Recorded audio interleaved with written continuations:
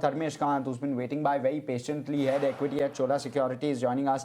Dharmesh, thank you. And Kunal, thanks for staying with us. Very quickly, Dharmesh, with regard to the blocks that are coming, anything that's looking interesting, buy on dips? Yeah, good morning, guys. Good morning. One was Western Corporation. That was an interesting pick out there. So one story has unfolded about them getting a large order in the US market for supply of natural gas. But the another story which is likely to unfold is in the Middle East, where the gas pipelines will definitely come up for oil and gas laying out that, and that again is expected to be a very big order. Timing of that is not known as of now. Maybe by the end of the year, we will hear some constructive order wins out there. And it also opens the floor for the entire, big order wins. So though the stock prices have run up quite hard, but I think going forward with another large order win, this can be a big theme into the play. And Lenscard was another one, which, the numbers were excellent in the last quarter going by, and the guidance of 20 to 25% kind of a margin. If they go out there in the operating margin level, then still further upside is there. So these two were interesting blocks which attracted our attention. And Dharmesh, just the quantum of fresh paper, right? I mean, yesterday, Sajit was just flagging, in fact, today that yesterday's blocks alone accounted for around 10,000 crore rupees of fresh paper that hit the street. And today, you've got another 3,500 crore at the very minimum, which is hitting the street. With that quantum of fresh paper, it's difficult, even though FI flows have reversed mildly, it's difficult for the markets to go up meaningfully, right? Yeah, see, but there are two parts of the market. One is the large cap, which we track by Nifty 50 or 630, and the other is the mid and small cap. If you look at mid and small cap index, they are already all-time high. And arguably so, because the numbers were excellent, 30% plus kind of a growth was seen on the PAT basis for all of these companies put together on an aggregate basis. So there, the traction is continuing. Look at defense companies, whenever there is a correction, is being immediately lapped into. And so has been the case with, say, for example, if I take a name of MTAR or network technology or ETE networks, where the newest technology, data center and hyperscaler theme with defense is playing out, those companies are attracting quite a good buy. As far as this paper issues are concerned, so last 3 years has been the same phenomena. There's been huge promoter stake offloading into the market, and which has been lapped up by the market. Why the market did not do well for last 2 years was particularly because the earnings were a bit staggered, and there were geopolitical issues impacting the inflation and all. But I think these all are getting settled as of now. So there's immense liquidity into the market. Let's agree to that, and that will keep the buoyancy up. Okay. And what do you make of Devyani Sapphire? What's the view there, Dharmesh? Harsh, for last 2, 3 years, we have been quite bearish on the entire QSR space. So, 3 years back, they did a very intensive capital expenditure on the number of new store counts, but that did not materialize on the unit economics basis. And the same store sales growth was also missing. So, last quarter was a bit of a relief as far as the growth and numbers are concerned, but I think there's a way to go before they can justify the valuations and the earnings. So back of the envelope calculation suggests that same store sales growth should at least be in the range of 7 to 10% to have a meaningful traction on the upside for this company. So that is missing, and quick commerce has been again a catch point for most of these players as the competition heats up, and the local players in the market have been gaining quite a bit of traction. So a huge challenge out there. So this is good on a synergy basis, but if you look at the valuation multiples and the earnings growth, I don't think it's still a time to get into a portfolio investment. Trading opportunities can still be there. All right. So let's, in fact, ask Kunal for those trading opportunities. Are there, Kunal, any trading opportunities after the kind of moves we've seen? In which specific sector, Harsh? On QSR, Kunal, just trying to get a sense. Mrs. Bector's, you've got Devyani, Sapphire, Jubilant Foods. All of these have been big movers in the month of August. So actually what has happened, Harsh, is that in the last 1 month, 1.5 odd month, we've been tracking, many of these QSR stocks like of Bector Foods, which was sub the 200 mark, now comfortably about 250 levels. Devyani International which is almost at 110, 120. That stock has moved to northwards of 150. Jubilant Food, which stock which was tottering at to 440, 430 mark, is now above the 500 levels. So what's happened is in the last 1 month, the run up for many of these QSR stocks has been in the tune of 15% to 20% broadly as a ballpark number. Now, I was looking at the charts just last couple of days back for many of these names, and apparently, the intra RSI for many of these stocks have it northwards of 80, 85, 90 odd. So, which means that these stocks are at the peak of their short-term momentum. Now, the near-term trend for these stocks have improved significantly, and when you see a cohesive move across the stocks, it's a very strong signal that you are looking at a revival of sorts for the entire QSR space. But the only catch over here is that the stocks have run up towards a bit of an extreme. So you might have a sudden scale down for many of these names. Case in point, what happened to Jubilant Food yesterday? I think the stock made a high of 520, 525 thereabouts. And then throughout the trading session, the stock fell down and came back towards the 500 levels. So I would sense that traders might have to wait out for this kind of an opportunity, an intraday, maybe a intra-week correction into these stocks. If there is a 5-10% broad correction for these stocks from their recent swing highs, I would take that as a very good opportunity. The stocks which I would be bullish on from the QSR pack would be Vector Foods. I think if the stock happens to come back to 235 to 40 level, that's a very good zone to go for a buy. Jubilant Food, if it comes back closer to 470, 475, that's a very good level to go for a contra buy. And what about some of the movers of yesterday? A Cyient, for example, and even there was even Varun Beverages, which fell 4% odd. Kunal, on charts, how are these two looking? So Cyient is very interesting, Harsh, because from the 2024 highs, the stock had fallen down by more than 60%, 70%. I think the low for the stock was around the 700 mark. Now, interestingly, what has happened is after yesterday's move, the monthly indicators for Cyient has turned bullish. The stock has been very volatile. It's earlier also, there have been, I think, in the last 10, 12 years of the history for Cyient, there have been more than 50% correction, maybe 4 or 5 times for the stock price. So it's not as if that the stock has seen a first time correction. Historically, the stock has been accustomed to such kind of a corrections. Now, on the monthly charts, we are seeing some big turnaround signals for Cyient. So that I believe could probably turn out to be positive. You have another couple of days for the month end closing for the stock price. My assumption is that if the stock happens to close about this 1050 levels also or in between this territory, that would be a very positive signal for Cyient on the long term charts. And the lows with the stock had hit the 700, 730 mark could actually be now a major support or a stop loss for this trade for someone who has a time frame of 12 months to 18 months for Cyient. On the upside, if this support holds on, if this breakout holds on, we could be looking at least another 30 to 40% of the upside for the stock. Warren Beverages, on the other hand, confirms a new swing low. The stock forms a bearish engulfing. The volumes of sell-off was pretty much on the higher side. It just looked like that the stock is seeing a renewed participation on the downside for trading. That is a concern because when you see stocks falling consistently, and then the last leg or one of the other leg of a sell-off or a follow-through sell-off is on the back of higher participation, it just dents the near-term prospects for Warren Beverages. So it looks to be a weak chart. There's Juniper Green, which came out with numbers as well. 291 crore on the top line versus the 213 crores last quarter, as well as 161 crore last year. So it's a solid 80% YY growth. Operating margins hit 90%, and therefore our EBITDA margins hit 90%. So you've seen some very decent action there.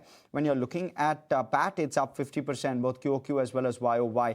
But of course, it's not a cheap stock by any stretch. You're looking at a P well north of 15,000 crore is where the market cap stands of the company. Some of these renewable energy companies, Dharmesh, unless you track Juniper Green in particular, the demerged entity, of course, but otherwise, if there are any renewable energy companies on your radar. Yes, I mean, most of the renewable energy companies, we are having a neutral to a bearish stand, not because the numbers will be weak. Numbers will continue to be strong for next 2 years because of the order wins which they have in their book, which are historic. Incremental order wins are, the run rate has been quite slow. And the problem with most of the renewable energy players is the evacuation of the power from the generators to the transmission grid, and that will take at least 2 to 3 years before this entire issue normalizes. So, the solar power and the battery energy storage, battery system, all should be, it will be difficult for them to find traction. What is looking attractive is on the transmission and distribution line. So the EPC players who are involved into this space can be looked into, and we are still bullish on the segment which caters to the HVDC transmission line. So, but that is what will even evacuate solar powers from major power producers. So, there Hitachi or GE Vernova, TND or Siemens Energy looks attractive. Though the valuations may appear very expensive, but the growth run rate for next 2 to 3 years will still be north of 50% plus on an annualized basis. So there, I think decline should be bought into. Just to give you a number, 33 gigawatt of HVDC transmission lines are already in place. 33 gigawatt more of HVDC transmission lines has to be put in place in next 3 to 4 years. That will entail almost around 2 lakh crores of revenue opportunity for these three companies put together. As of now, they are doing 40,000 crores of annualized revenue, all of them put together. So that's the opportunity size, and that's the reason why we are bullish on the entire space. Okay. All right. What we'll do is slip into a very short break. Plenty to speak about. Some of the infra plays will be in focus. You've got IRB Infra with a 351 crore order win. You've got Seagull regularly winning orders as well. At least over the last week, we've seen a bunch of orders with Seagull as one. That stock was up as well in trade yesterday. We'll quiz both Dharmesh as well as Kunal on some of those names on the other side of this break. Stay with us. Welcome back, and thanks for being with us. Rudramurthy BV also joining us on the show. Rudra, I'll come to you in just a couple of minutes, right? Need to release Dharmesh as well. Dharmesh, some of the infra plays. You've got IRB Infra, 351 crore order win. You've got, they've approved an investment of 351 crore in units of IRB InvIT Fund via PREF. This is not an order win. I beg your pardon. And also with regard to Seagull and the entire infra space building up in terms of ordering that's happening. How would you play it, Dharmesh? Can you give us a perspective? But I mean, most of the infra players are winning order wins and awards are there. But the problem with them is the release of the fund from the state government. So there's a delay out there, and that is what is stressing their working capital. And because of that, the margins and profitability gets impacted. So that's a challenge out there. The fund flow has not been very easily coming to them, and the entire Jal Jeevan mission, if you look, still there's a lot of amounts which is pending for most of them through the states. UP is one of them. So selectively we are looking at them, but I think the best play out there still remains to be L&T, Larsen & Toubro, to be very precise. And though their guidance has been a bit muted, around 10 to 12% growth guidance they have given on both order win and revenue run rate for next 3 to 4 years, but still it remains the best play out there, with multiple geographical location exposure. NCC, NBCC or Seagull, IRB Infra, they are getting businesses, but the working capital cycle is a bit challenging for them as of now. Oh yes, it is. And that could be a concern. So you want to look at the balance sheets before you invest.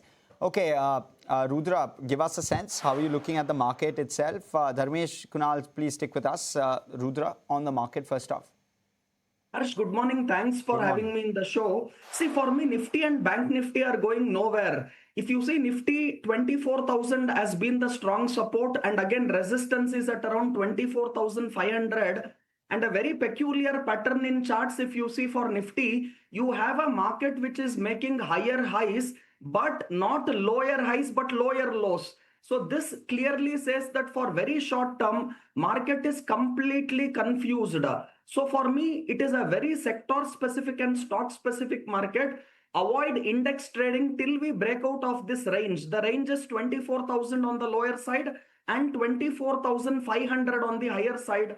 I will not trade index in this 500-point range. I will be very sector specific and stock specific. And similarly, if you see Bank Nifty, the range is about 1,200 point, where you have support at 57,000 and you have resistance at 58,200. So again, there can be relative outperformance in Bank Nifty compared to Nifty, but then still both Nifty and Bank Nifty are stuck in this small range, and I will wait for a breakout. Until then, be very sector specific and stock specific. So for me, few sectors which I really like are Same names which I have even spoken earlier. Look at platform and new age as a theme doing very good.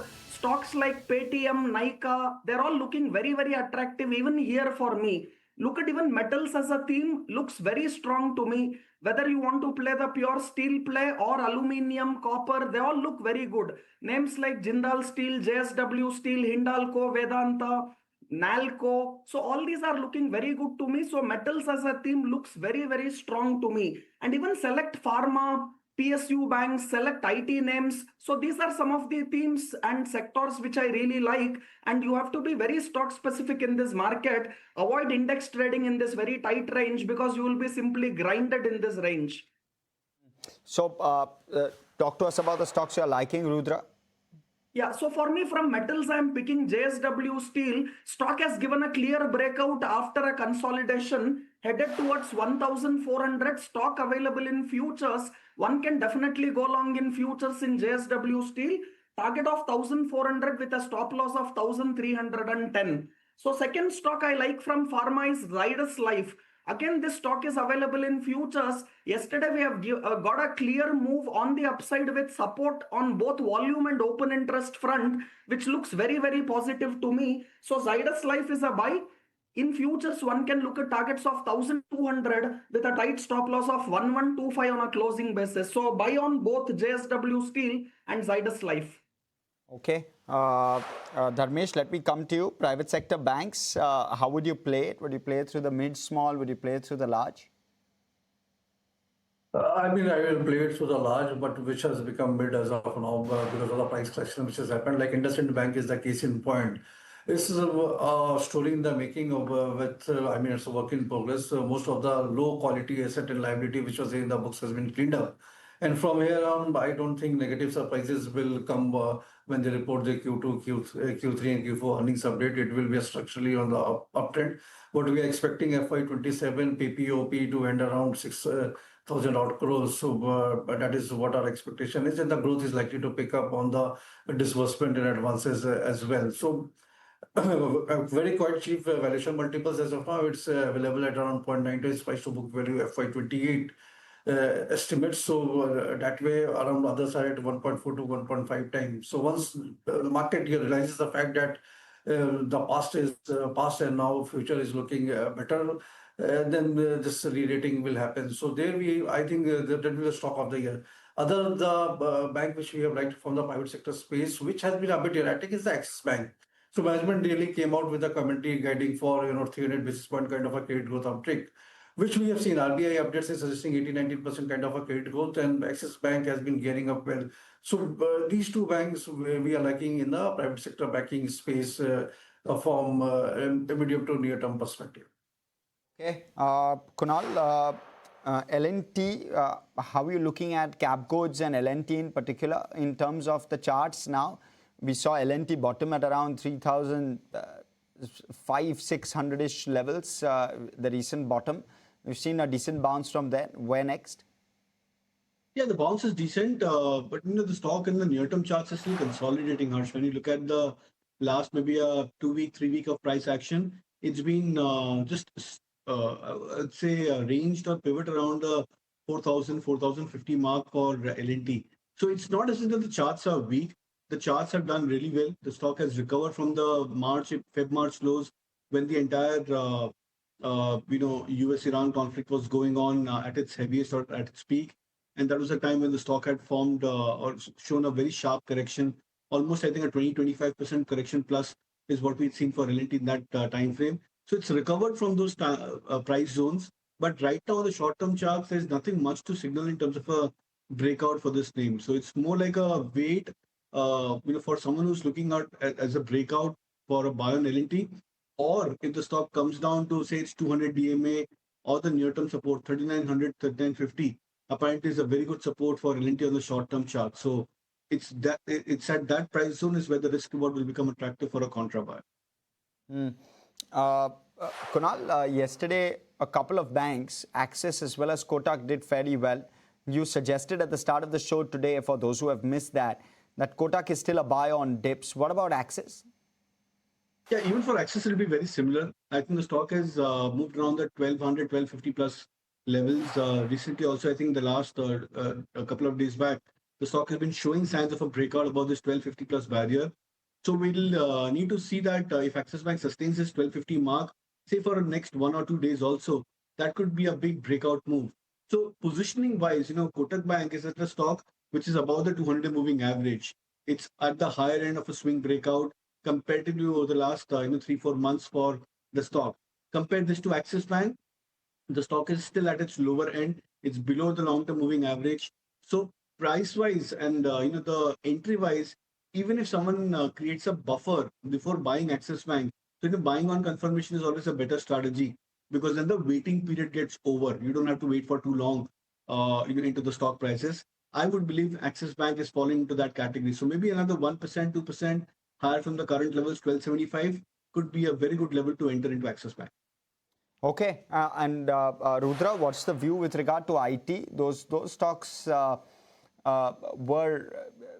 they were under pressure, if I can call it that, mild pressure yesterday, and we've sort of started to see a sideways move on IT, especially after the rally that we saw July and maybe the first week of August as well. What next on some of these names?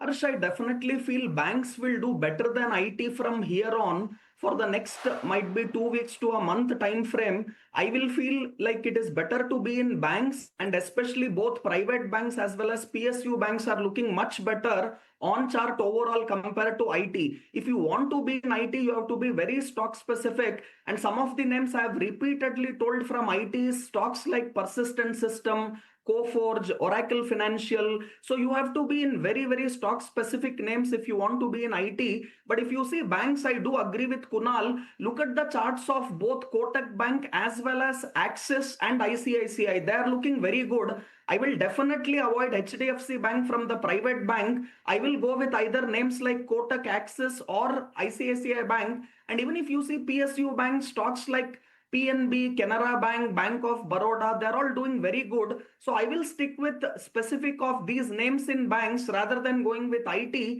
And if you are in IT, please be very stock specific. And some of the names what I told are only the stocks which are looking good in IT. Okay, Kunal, would you also concur? Would you believe banks will outperform IT maybe the next 2 to 3 weeks? Yeah, so far it looks like that the private sector banking stocks could outperform, but I would not be bearish on the IT pack at large. Harsh, we were discussing this point, I think couple of months back, end of June, if I'm not wrong, that many of these IT stocks are positioned quite well. It's a matter of positioning. You'll have to wait for that positioning to be better. Whether it happens in the next couple of days, if these IT stocks correct by 3-4 percentage points, for example, then the positioning could improve for these IT stocks. So it's a matter of positioning over here. I would still believe that there's a good trade-off in the mid-cap IT names, Persistent, Coforge, etc. They're looking fairly strong, very attractive at the current price juncture. The chart setup is quite consistent. Look at Coforge, for example. Almost a month back, the stock was at 1700. There was the single-day strong price uptick for Coforge. The stock had jumped up, I think, 8% or 10% approximately.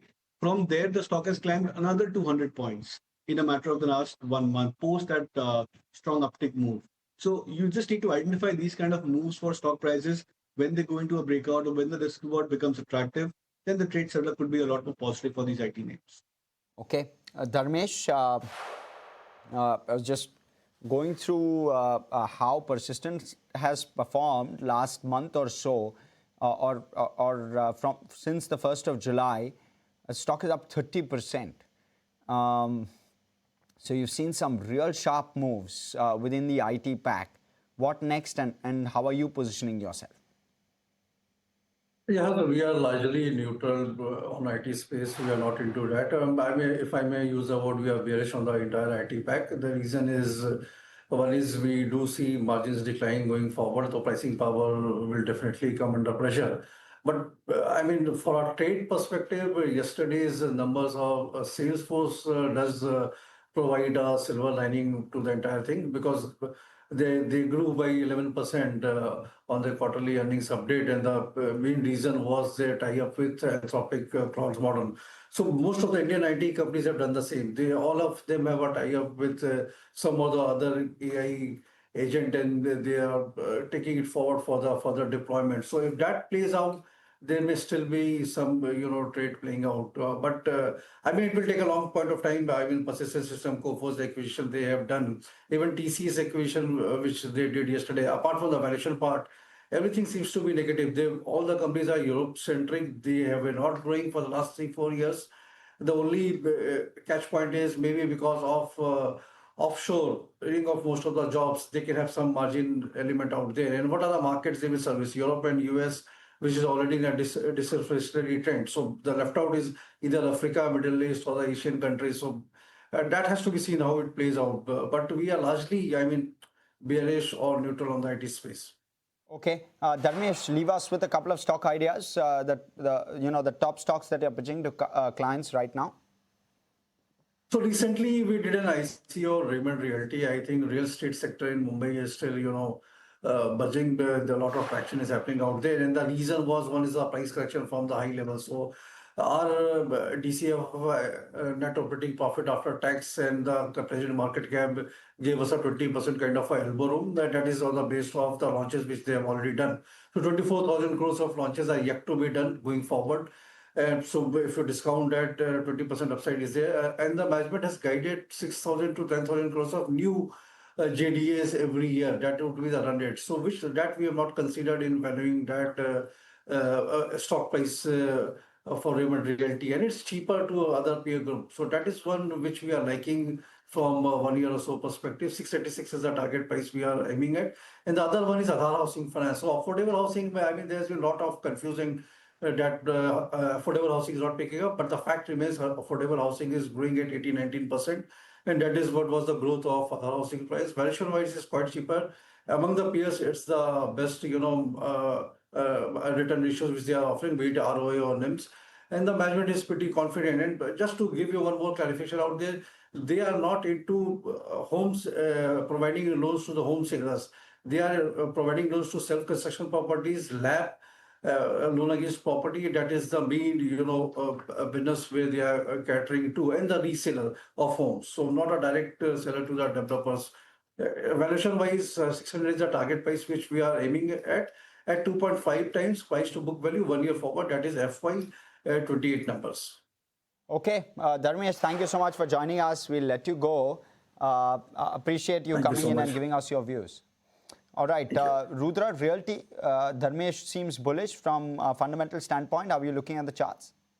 Yes, sir. Shivan, last time when we spoke, two stocks which really look attractive to me from real estate package. One is Oberoi Realty, and it is making that consolidation pattern and can give a breakout anytime. And similar chart patterns are also seen in Godrej Property. So even if you want to pick a stock which is a non-F&O, Prestige Real Estate is another stock which looks good. Purvankara also looks good. So these are all some of these stocks which are moving out of consolidation. Wait for that consolidation breakout and then momentum will pick. Or else, yes, two stocks which I really like from this will be Oberoi and Godrej Property. In coming days, definitely real estate can do good.